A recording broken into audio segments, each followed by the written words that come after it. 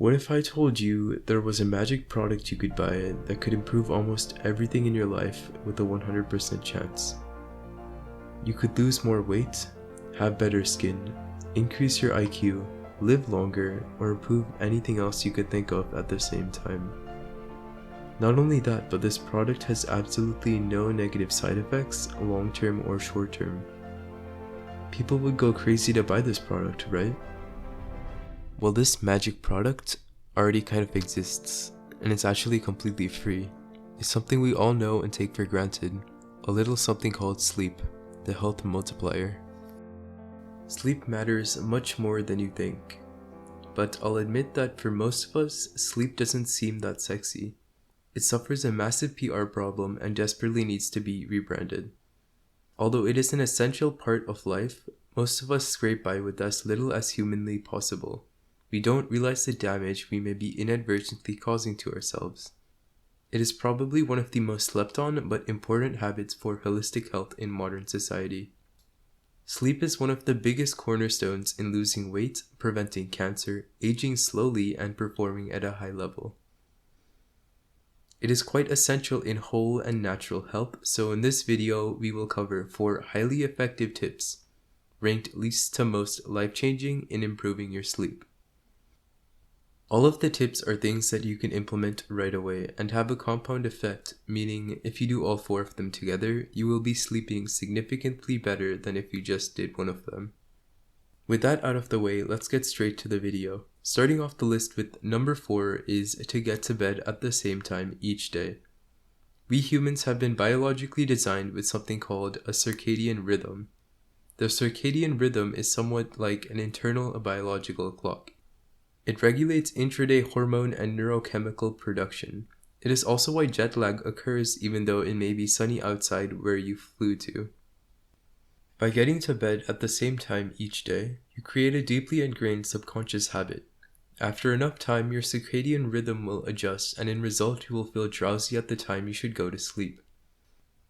This is incredibly important to realize because not only will it set you up to feel sleepy at the right time, but it will also improve the quality of your sleep because your brain now has a predictable pattern it can rely on for its REM sleep cycles.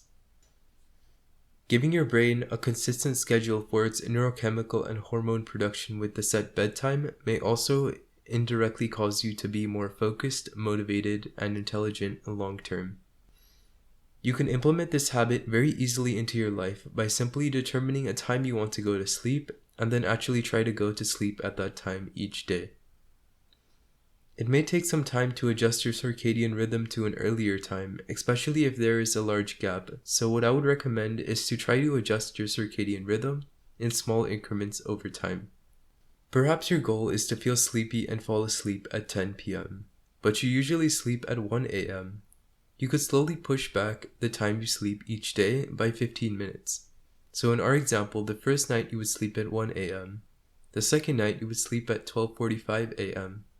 The third night you would sleep at 12:30 a.m. and this would continue until you hit your goal of 10 p.m. in just 2 weeks.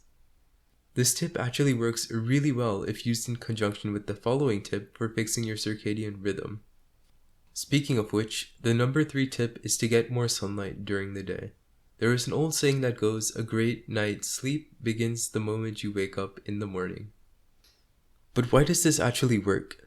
Light, especially sunlight, actually signals your hypothalamus and all corresponding organs and glands to be alert and wake up. The exposure to sunlight tells your body to produce optimal levels of daytime hormones and neurotransmitters that regulate your biological clock or circadian rhythm. Sunlight, especially in the morning, kind of acts as a circadian rhythm reset or calibration of sorts. By getting sun early in the morning, your brain will produce neurochemicals that tell you to wake up.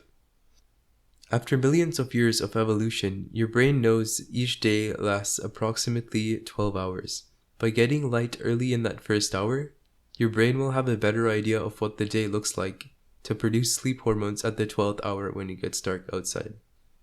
A recent study that focused on the sleep quality of day shift office workers revealed some shocking results.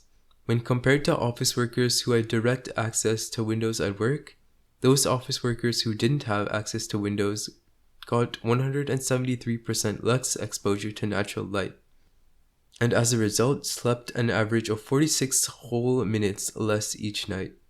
This sleep deficit resulted in more reported physical ailments, lower vitality, and poorer sleep quality. The office workers with more natural light exposure tended to be more physically active, happier, and also had a higher quality of life. When it comes to sleep benefits, all sunlight is not created equal. The human body or circadian rhythm is actually most responsive to sunlight early in the morning between 6 and 8:30 a.m. Exposure to sunlight later on is certainly beneficial, but it isn't nearly as effective. By simply spending 30 minutes outside with natural light, you will be able to see the most favorable result in your sleep and sleep rhythm. This is probably one of the easiest yet most profitable tips to implement when improving your sleep. Up next is the number 2 best tip for improving your sleep, which is to simply relax your mind. There is a great quote that says, "My bed is a magical place where I suddenly remember everything I was supposed to do."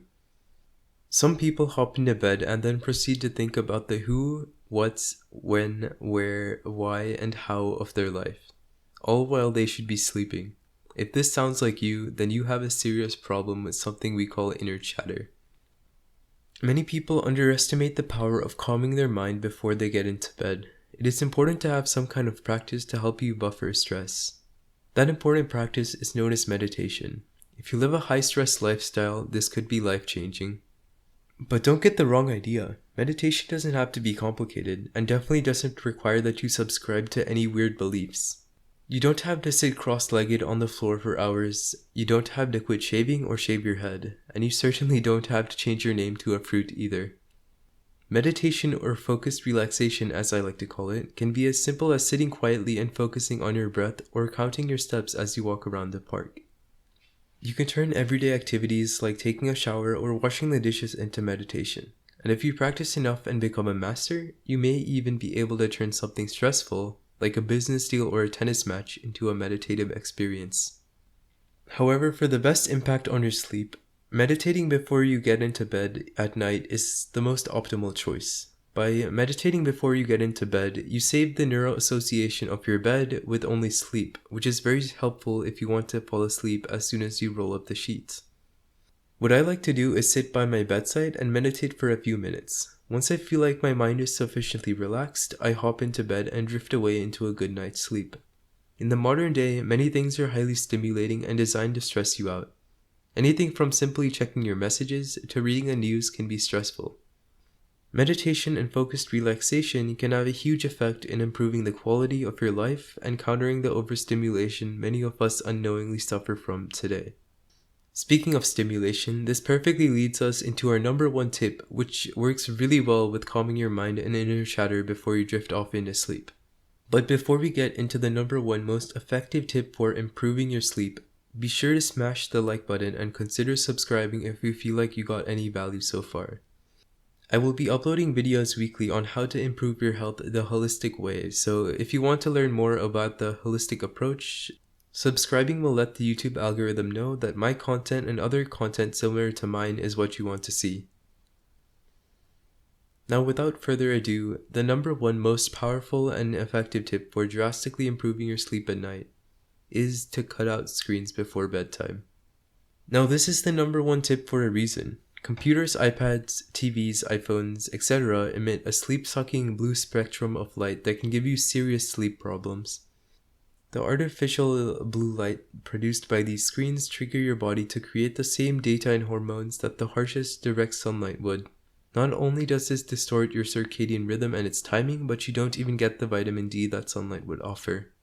It can be hard to realize just how powerful the blue light is when you are looking at your device in close proximity. Up close, you just see a world of colors. However, if you are in a dark room and step back, you can clearly see that the hypnotic blue emanates farther and much stronger than any other hue. A great example of this is when you are driving down your neighborhood street at night and see that majestic blue light beaming out of people's windows. You're probably like, A, I wonder what they are watching, or B, I wonder if they are being abducted by aliens. The blue light from our screens is seriously tenacious, and what it does to your sleep is seriously out of this world. My recommendation is to turn off all screens at least 90 minutes before bedtime, although the longer you unplug before you sleep, the better. If you struggle to implement this tip at first, remember that there are actually plenty of things you can do away from your screen. You can read a book, talk to your spouse, or even meditate. It just takes a little soul searching, and I'm sure you will find something to do other than be on a screen. Screens and the software inside gadgets are designed to be as addictive as possible, so using an alternative medium for nighttime activity is really helpful. It can be anything from making origami to writing in a journal. As long as it doesn't involve a screen, it works. One thing is that extenuating circumstances can come up. You may need to be on your computer for longer than you want. This is where cool advancements in technology can help smooth things out. What I recommend and actually use myself is a completely free program known as f.lux. With the Flux program, you can automatically eliminate the problematic blue light from your computer at a certain time of day, usually at nighttime. There are also other blue light blocking softwares that you can put on your phone or iPad. With the iPhone, there is even a night shift setting that you can turn on to reduce the blue light emitted at nighttime.